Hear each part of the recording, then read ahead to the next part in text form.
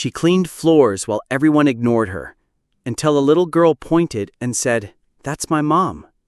What happened next exposed a billionaire's darkest secret and revealed the truth about the woman no one ever saw coming. Stay with this story until the end.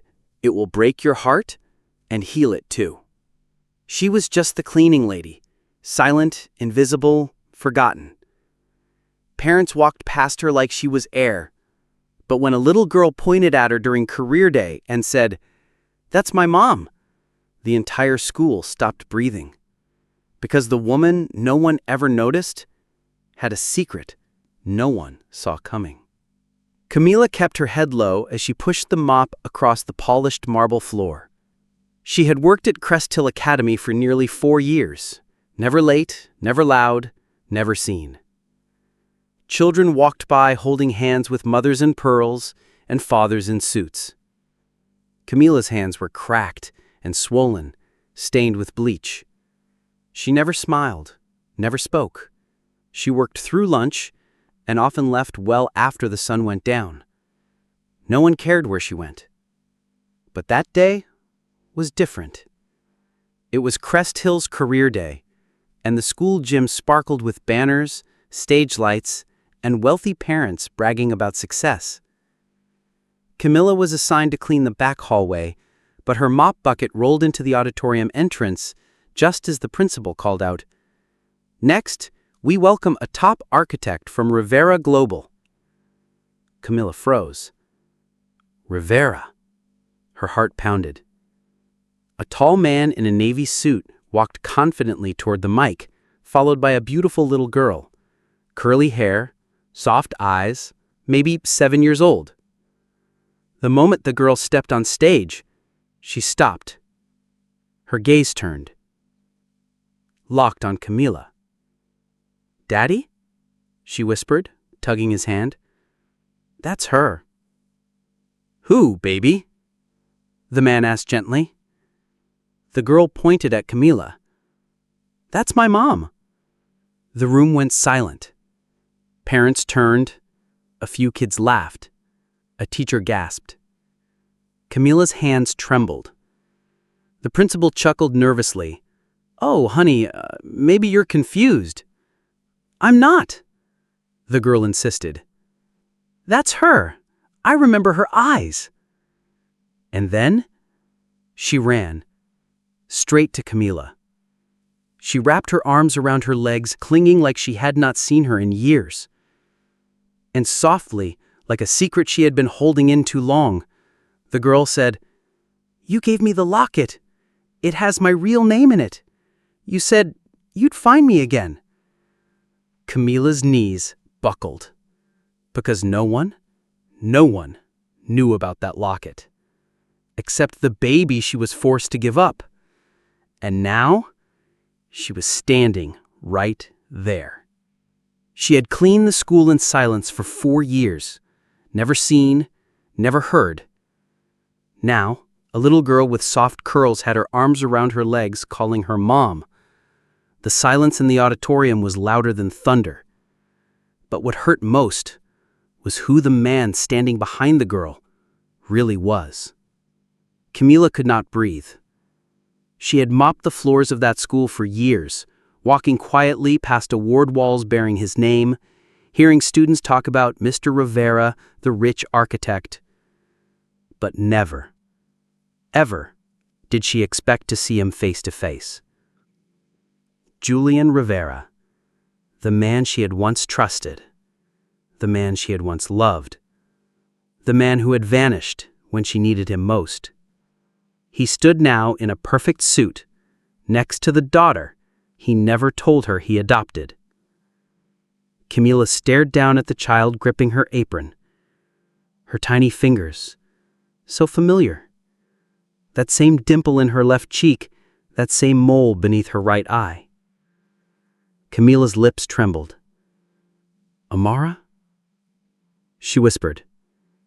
The girl nodded with joy. "I knew you'd find me, Mommy.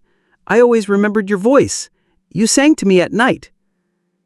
Julian stepped forward, panic in his eyes. "Amara, come back. This woman, she is confused." But Amara shook her head. "No, she gave me this locket." She opened it. Inside, a name. The name no one else could have known. Camila's hands went numb. Every parent, every student, every teacher was watching. No one moved. No one dared speak. Then a voice from the shadows. Sharp. Cold. "She won't." Everyone turned. A woman in a red dress stepped forward. Elegant. Wealthy. Terrifying. She walked straight to Julian and placed her hand on his chest. "You promised me," she said. "You said the girl's real mother was dead. You signed the papers. You buried the past." Then she looked Camila in the eye. "She gave her up. She has no rights." The room was silent again. Camila knelt down, brushed a tear from Amara's cheek, and whispered, "You were never unwanted. I just had nothing to give but love." And for the first time in years, Camila let the truth spill from her lips. "I am your mother." The girl clung to her like she had come home. The billionaire's wife called her a liar. But then the truth began to crack open, piece by piece. And when Camila finally revealed who she used to be, the entire room could not believe what they had ignored all these years. Camila's fingers gently touched the child's curls. "I am your mother," she whispered again, "and I never stopped loving you." Amara clutched her tighter. "I knew it. I always knew you were real." But the woman in red, the one now holding Julian's arm, spoke coldly. "You are nothing but a cleaning lady with a fantasy. You signed away your rights, and you have no place in this child's life." Camila looked up slowly, her voice shaking but clear. "Then let me remind you who I was before you took everything from me." The room shifted. Camila stood. She untied the cleaning apron from her waist, slowly, deliberately, and folded it in her hands. "I was not always silent," she said, turning to the crowd. "I was not always invisible." A teacher gasped. "Wait, Camila Rivera? From Caltech?" Heads turned. Julian's eyes widened. Camila nodded. "I was a full-ride engineering scholar. I built the prototype Julian used to land his first client." Gasps spread like sparks in dry leaves. "He promised we would build a company together. Instead, he took my designs, erased my name, and left when I was 3 months pregnant." Julian's voice was low. "That is not true." But Camila pulled out a crumpled envelope from her pocket. Inside was a faded blueprint. At the bottom, scrawled in ink, "Designed by Camila Rivera. Concept, Sky Shell Foundation, 2009. The room exploded in whispers. The woman in red's face drained of color. You told me she was a fling," she hissed at Julian. Camila didn't blink. "I was the co-founder. I was the woman he left behind. And I was the mother who was told her child would go to strangers, never knowing he took her for himself." Julian's voice cracked. "I raised her. I gave her a better life." "She did not need wealth," Camila interrupted. "She needed truth." A teacher finally stepped forward, her voice firm. "We will need to report this to the board and the courts." Amara looked up. "Can I go with her, just for a while? I want to know my mom." Julian hesitated, but then the little girl added something no one expected. "She sings the same lullaby I hear in my dreams."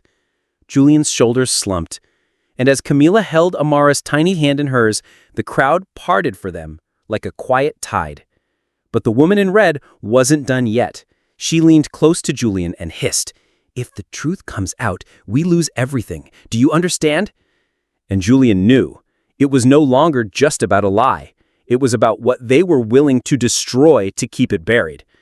The woman they all ignored was now holding the truth in her hands. The child the billionaire claimed as his own had just looked the judge in the eye and said, "That's not my dad." What happened next didn't just shake the courtroom, it destroyed reputations, shattered legacies, and revealed the woman no one saw coming. It felt like everyone in the courtroom was holding their breath. Camila stood quietly, hands folded, eyes on the judge. She wore no designer suit, no jewelry, just a simple blue dress and strength that came from years of surviving in silence. On the other side, Julian Rivera sat red-faced. The powerful CEO who once owned boardrooms now looked like a man backed into a corner. Beside him, his wife stared coldly ahead, her expression carved in stone. The judge looked down. Camila Rivera, you're requesting joint custody, intellectual property restitution, and legal acknowledgement as the biological mother. Do you have proof? Camila stepped forward and placed 3 things on the table: a DNA test, a hospital wristband with the name Amara Rivera, and a worn, crumpled blueprint, the original concept for Rivera Global's foundation system, signed in her hand. The room exploded in whispers. But it was not the evidence that shattered the silence. It was Amara, small, brave, and glowing with something only children have when they speak the truth. She stood up, walked slowly towards the judge, and said, "That woman gave me love I never felt anywhere else. When I hugged her, I felt like I belonged. When I saw her, I remembered the voice that sang me to sleep." The judge raised a brow. "And the man who raised you?" Amara turned to Julian. "I do not hate him, but I always knew something was missing. Now I know what." She pointed straight at Camila. "She is what was missing." Julian's attorney stood. "Your Honor, this is highly emotional and not factual." But the judge slammed the gavel once. "I do not need more facts. I see the truth standing in front of me." Verdict. Camila was restored as Amara's legal mother. Julian was ordered to pay damages for stolen intellectual property, and Rivera Global was forced to publicly credit her as a founding engineer. That night, Camila did not return to a janitor's closet. She walked into her own apartment, small but filled with light, and right behind her, Amara skipped in, holding a toothbrush, asking where she should sleep. Camila smiled, opened the closet, and said, "Anywhere you want, baby. This is your home now." A year later, Camila stood on the stage of a women's tech conference. Her name, Camila Rivera, glowed in gold behind her. But it was not the applause that made her eyes fill with tears. It was the small voice from the front room that called out, "That's my mom!" And this time, everyone stood to clap, even the people who once walked past her like she did not exist.